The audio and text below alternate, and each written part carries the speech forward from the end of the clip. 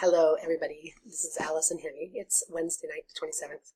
I'm just going to shoot from the hip, get in, get started, get dirty, and work out the details later. My particular situation is very interesting in that October of 2016, long story short, my child was parentally kidnapped through a corrupt court that signed an order that is essentially void on its face. But as a single mother raising my child all of her life, and he had already abducted her in 2014, and I was already up. I knew he was up to something, and I had started looking into his name and just verifying every information because I got pregnant with him after I knew him for a month. At the same time, I started evaluating every piece of paper in my house. There was a lot of drawings that my daughter made and that were actually given to me in a box when I came back from India in 2015, summer 2015. I know, right?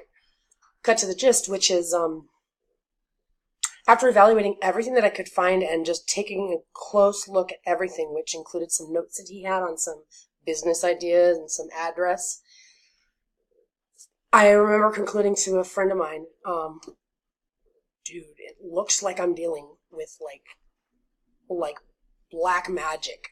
Looks like I'm dealing with like child sex, like exploitation, like people are paying for pretending to have play dates with kids, and these kids are having to draw or disassociate while something's happening, and my child's father appears to be involved in a lot more than I had ever thought before. And he goes, "Have you ever heard of Pizzagate?" Well, so anyway, let me cut that to the chase. I looked into it, and it turns out I'm like, whoa, well, at least in politics it's happening because no one's going to believe me otherwise. So that was kind of a comforting thing to realize that I was dealing with a similar situation, but it's taken on much more interesting branches of itself.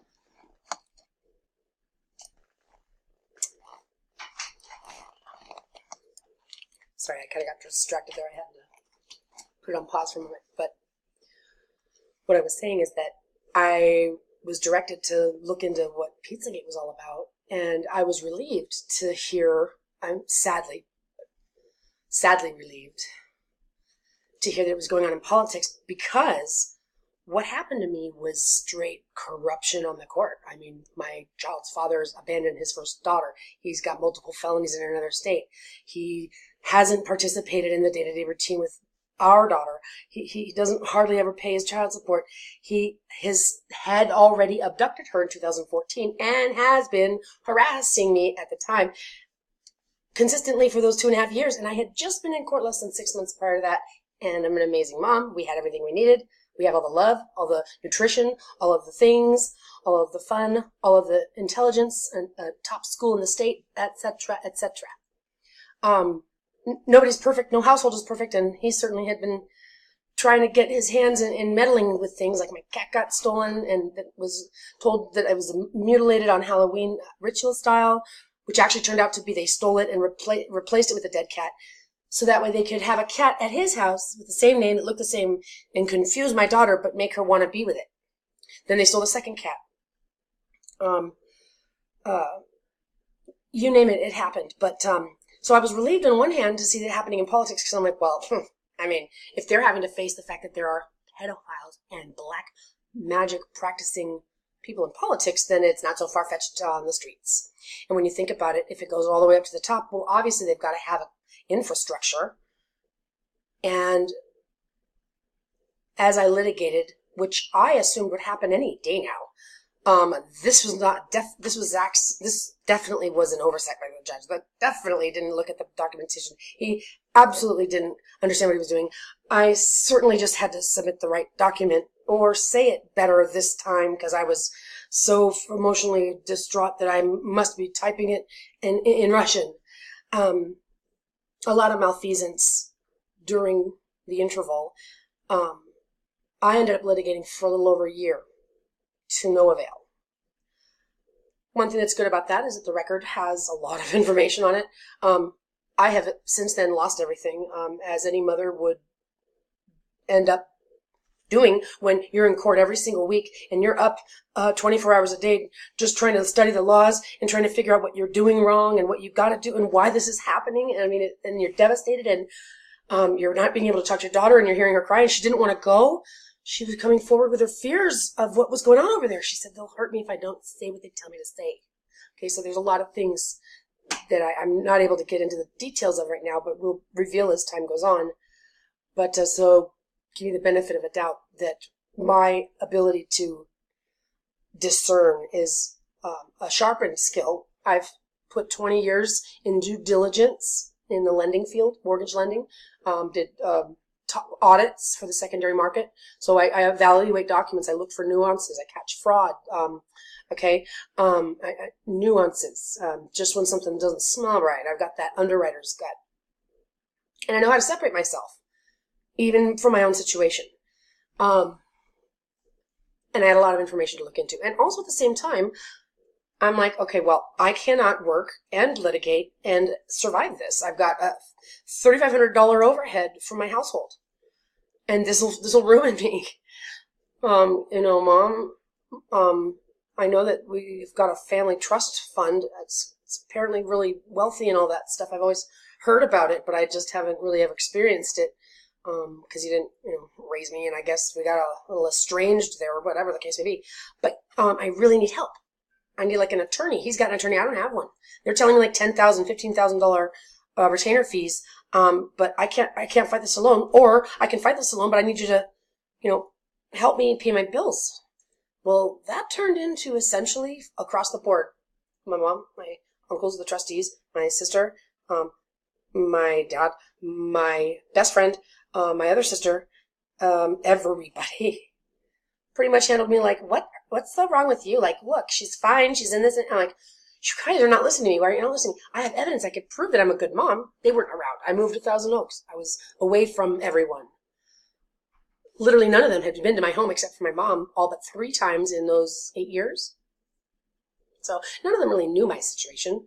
Maybe just resorting to those petty positions you take while a child is growing up and maybe going through puberty or whatever the case may be. But it didn't make any sense. And I had already received a copy of the trust, and I had read it. And I'm capable of reading documentation, and I was able to discern that it has a clause in there for the welfare and support or education or condition of disability, essentially for all of the beneficiaries current and beneficiaries remainder between now and when the trust pays out in totality, which includes me.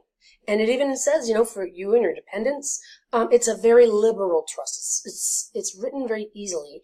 And my great-grandfather, Coleman Moore, happens to be noted in, I think it's Technology magazine.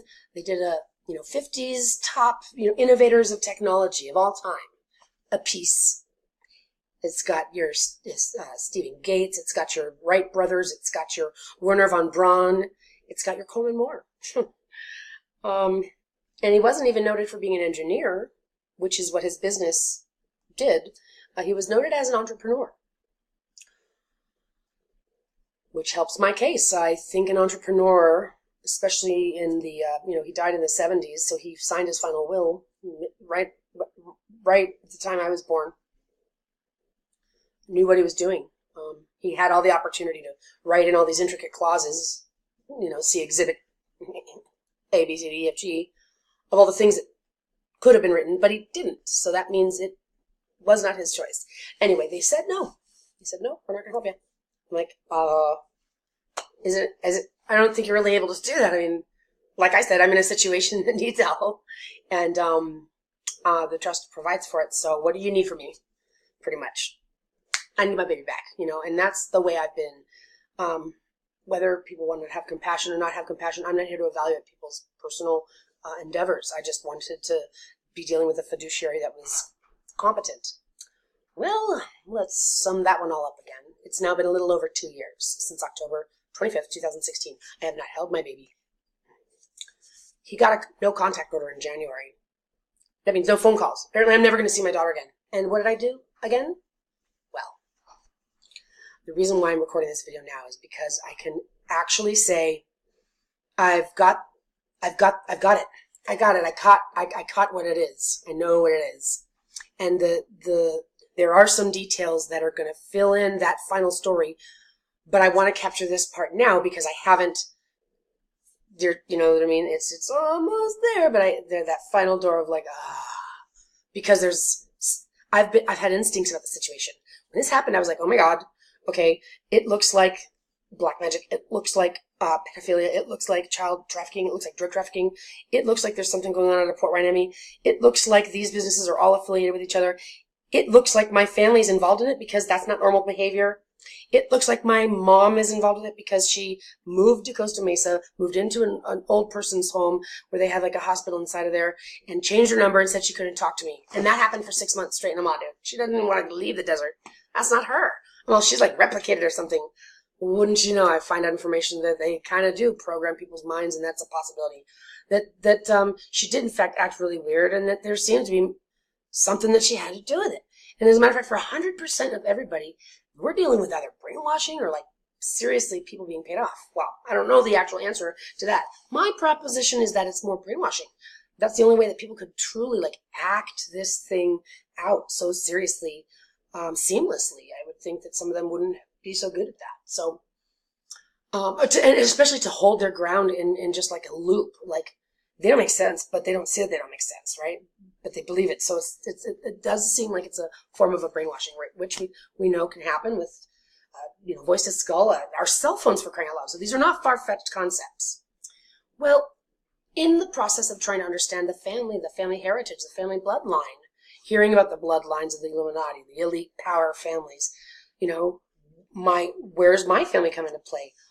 I find out my great-grandfather's business was bought by Siemens, which is a major player in the game, German, basically paid for both sides of the war. More questions started coming up like, wait a minute, what do I really know about my family?